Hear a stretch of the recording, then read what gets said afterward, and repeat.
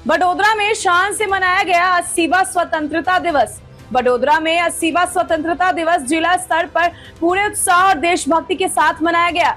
मंझलपुर sports complex में उप मुख्यमंत्री हर्षभाई संघवी ने राष्ट्रीय ध्वज फहराया और सभी को स्वतंत्रता दिवस की शुभकामनाएं दी।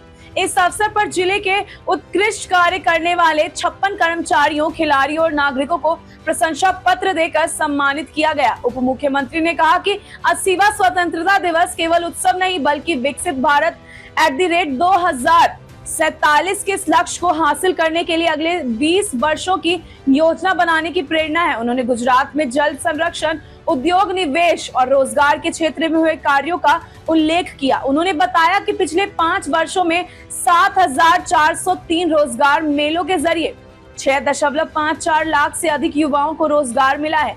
कार्यक्रम में परेड और सांस्कृतिक प्रस्तुतियों ने भी देशभक्ति का माहौल बनाया। रिपोर्टर खुशी पवार, कैमरामैन वैभव ताले। वडोदरा नगरीना प्रधानने याद આજે કરવું જ પડે। આપણું ગાયકવાડી શાસન, સુશાસન અને રાષ્ટ્ર નિર્માણની એક ખૂબ મોટી પાઠશાલા હતી। ગાયકવાડી શાસન પાસે પ્રતિભા ઓળખવાની અદ્ભુત દ્રષ્ટિ હતી। બંધારણના ઘડવૈયા ડોક્ટર બાબા સાહેબ આંબેડકરની પ્રતિભા મહારાજાઓએ ઓળખી। મહારાજાઓએ તેમને ઉચ્ચ શિક્ષણ માટે આર્થિક સહાય આપ્યો। આ શિષ્યવૃત્તિનો સીધો લાભ આઝાદ ભારતને મળ્યો હતો। વડોદરાની ધરતીએ દેશને અનેક સામાજિક ક્રાંતિ સૂર્ય પણ આપ્યો। આ ધરતી પરથી સામાજિક સમન્તાના આંદોલનનું રણસિંગું ફીંકાયું। ભારતના સંવિધાનના નિર્માણ અને સમાનતાના હકોને મૂલ્ય એ વડોદરાના આ સંકલ્પ ભૂમિમાં રહેલા છે। રાજ્ય સરકાર દ્વારા વડોદરાની આ સંકલ્પ ભૂમિને વધુ અત્યાધુનિક બનાવી અને દેશ અને વિદેશથી આવતા વડોદરામાં સૌ લોકોને બાબા સાહેબ આંબેડકરજીનું દેશના કરોડો કરોડો લોકો માટે, પ્રત્યેક ભારતવાસી માટે એમના દ્વારા જે કાર્ય કરવામાં આવ્યું છે તે સામાન્ય નાગરિક સમજી શકે તે પ્રકારે આ સંકલ્પ ભૂમિને બનાવવાનો નિર્ણય લેવામાં આવ્યો છે, જે આવનારા 2 મહિનાની અંદર એનું કામ સંપૂર્ણ પૂર્ણ કરવામાં આવશે અને વડોદરા ખાતે બાબા સાહેબ આંબેડકરના જીવન પર એક અદ્ભુત મ્યુઝિયમ બી તૈયાર થઈ ચૂક્યું છે, જે બી આવનારા દિવસોમાં એનું પણ લોકાર્પણ કરવામાં આવશે।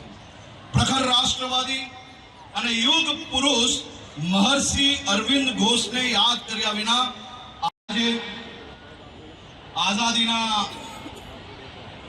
આ 80મા મહાપર્વ નિમિત્તે હું મારા સૌ યુવાન મિત્રોને વિનંતી કરવા માંગુ છું કે દેશને આજે શહાદતની જરૂર નથી। આજના સમયની માંગ છે કે આપણે સૌ સાથે મળીને કોઈ બી પ્રકારની જાતિ પાતિ નહીં, કોઈ બી પ્રકારના વાદ વિવાદો નહીં, ફક્ત ગુજરાતી તરીકે, ભારતીય તરીકે આપણે સૌ સાથે મળીને આપણા ગામની, જિલ્લાની, શહેરની, રાજ્યની, દેશની પ્રગતિમાં આપણે સૌ લોકો સહયોગી થઈએ। આપણે સૌ લોકો આપણી જવાબદારીઓ નિભાવીએ। આપણે સૌ લોકો આપણા રાજ્યને સ્વચ્છ રાખવા માટે આપણે સૌ લોકો સહભાગી થઈએ। આપણે સ્કૂલ કોલેજોમાં ભણતર લઈએ છીએ, ડિગ્રીઓ પ્રાપ્ત કરીએ છીએ, પરંતુ જો આપણે સૌ લોકો સ્વચ્છતા કર્મચારીઓનું કામ ઓછું ના કરી શકીએ, સ્વચ્છતા કર્મચારીઓને મદદ ના કરી શકીએ, સ્વચ્છતા કર્મચારીઓનું જો કામ વધારીએ તો આપણી એ ડિગ્રી કોઈ કામની નથી। આજની દેશભક્તિ એ બીજા વ્યક્તિનું કામ વધારવાની બદલે, એનું ભારણ વધારવાની બદલે આપણે આપણી જવાબદારીઓ નિભાવીએ, એ જ સાચી દેશભક્તિ છે।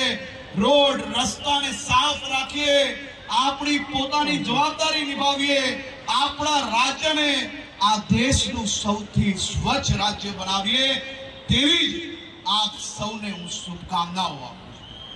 મારા યુવાન સાથીઓ, તમે જ્યાં બેઠા છે, એક તિરંગો જોરથી આપણે સૌ લોકો હવામાં લહેરાવીએ, ગગનચુંબી તિરંગાને ઉપર લહેરાવીએ અને એક સંકલ્પ લઈએ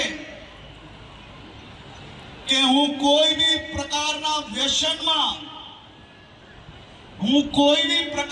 વ્યસનની ફેશનમાં ક્યારેય નહીં ફસાઈશ.